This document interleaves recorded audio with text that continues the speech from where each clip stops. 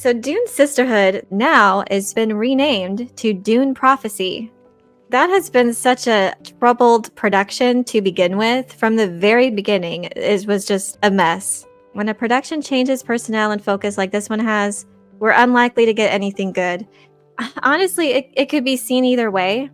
I mean, if they started out with just not a good premise and decided to make changes, well, then that can be seen as a good thing. It's hard to really know when we ourselves know so little about what's going on, what is the actual story going to be, and obviously our perspective, hard to see changes like this in any positive light. But if you have some optimism, it could be seen as, well, they are trying to course correct, hopefully, and realize they were going in a direction that needed to just change. And so I'm choosing to be optimistic, cautiously optimistic, obviously, at this point, until we know more. At this point, there's so much that I would like to know. Yeah, we have character names. With this latest news about the title change, it does make me wonder about additional changes.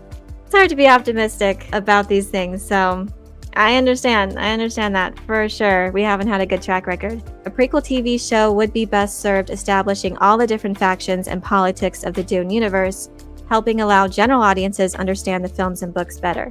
I completely agree, and that's why I kind of thought that the change in title was a good thing, because it made it sound like it was more of a view about the broader Imperium, that yes, it was gonna have this focus on the Sisterhood. It is one of the, significant factions, yes, but what they do in regards to their clandestine agenda obviously involves so many of the other factions of the universe, these other powers at play. So that's what I hope that title means, that change in title, that it indicates a change in scope broader than just the Bene Gesserit, because I didn't like the idea to begin with of it just simply being a prequel show of how the Bene Gesserit got started. Initially, when I heard about the idea, about the premise, I thought it indicated to me that the Bene Gesserit were going to be at the height of their power already. And I thought that was intriguing because, we could get a better idea about this behind the scenes manipulations that they do. And, I just didn't want it to be a simple, well, this is how the Bene Gesserit learned this ability, and this is how they learned this ability, and this is how, this happened from the original story that, this is how that worked out. So that's kind of a trope that happens in a lot of prequel things, films and shows, and I wanted them to avoid that. So hopefully they do. This feels too much like they're trying to salvage whatever money they've already spent on it. They'll dump out something and cut their losses, then move on. I hope it's good, obviously, but yeah, I can see why people just have no hope anymore. And unfortunately, it's become a trend where Hollywood just doesn't really care about fans. They don't care about the source material. They just want to take a famous IP with a built-in audience and not respect it, not respect the fans, and just expect people to just gobble it up just because they slapped the name on whatever they are producing on it.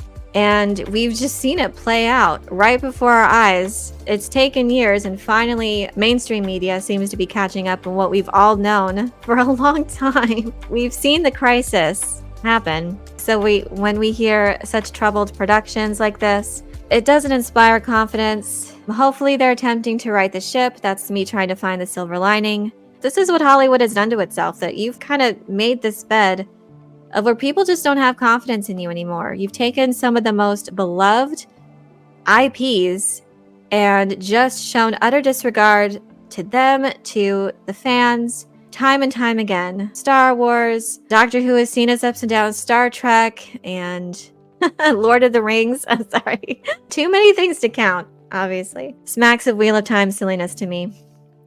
Yeah, well, and surprisingly, though, Wheel of Time has had a smoother production, but what they've churned out has not been great. Even Brandon Sanderson came out recently. I read this article. It was on some podcast. I can't remember what it was called, but he did say that he thought One Piece live action was a better adaptation than Wheel of Time was. So straight from the horse's mouth. And the thing is, we have these small little glimmers of hope when they've done it right. And you've seen the great fan reactions that have happened with Picard Season 3, with One Piece recently, I mean, that was great, and everyone thought that that would be bad, me included. I had no hope for live action anime. There was no reason for me to have hope. That ended up really, really pleasantly surprising me. It was amazing. Highly recommend it. It did what it was supposed to do. It would appeal to general audiences and the devoted fans, first and foremost. But because the story is good, which is why it has a passionate fan base, as long as they stayed true to that, it would draw in general audiences, which it did, which would also in turn lead you to want to experience more of the One Piece franchise, into the manga, into the anime. And a ton of people have done that. So that's what it's supposed to do. That's what Star Wars was supposed to have done. We'll see what this Dune spin-off... Hopefully we'll learn more about the Dune spin-off Prophecy. They just finished filming, I believe, so now they're in post-production. So hopefully we'll learn more details about that. I definitely will be keeping y'all posted on any new updates as soon as I get them. And, you know, for now I can just, in ignorance, just stay cautiously optimistic. But until I know more, and then I will praise what I can praise and criticize what's warranted of criticism.